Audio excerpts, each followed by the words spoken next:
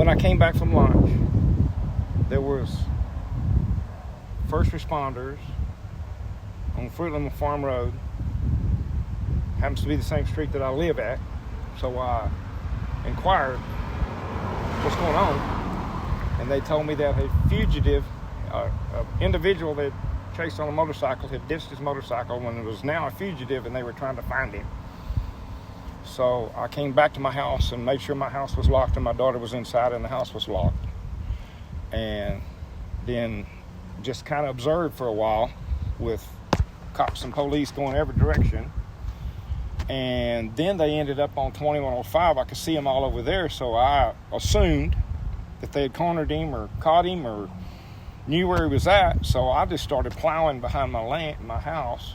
And as I was plowing a little while ago, I saw an individual jump out of a fence, out of a pasture, onto a private road and start running. So once again, I assumed that that was the individual they were chasing or after, the wanted fugitive. And so I called 911 and told them the location. The lady asked me which direction he was traveling. I said he's headed west. He's on a private drive. He's about to get on Fruitland Farm Road. And she asked me once again which way is he headed. About that time he did turn north on Fruitland Farm Road, and I told her that. And I stayed where I was at to get a visual of where he was at until I couldn't see him anymore because of the trees that were existing on my property. And once he got to the point I couldn't see him anymore, I knew he didn't go any further north. So the only option was for him to go west, which is in a trailer park.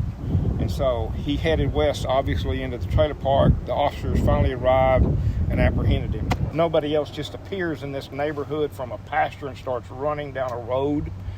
He looked kind of scraggly with his hair all messed up.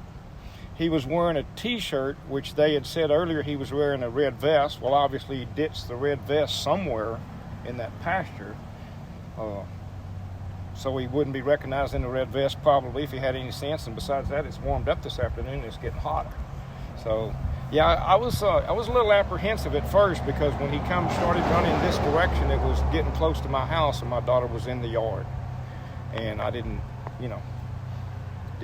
want anything bad to happen, like him grab someone as a hostage or something like that. So I was a little apprehensive until he got around the corner and got out of my sight, and I knew he was off of my property. And like I say, it wasn't long until the first responders showed up, and to my knowledge, he's a captive now, a captive fugitive.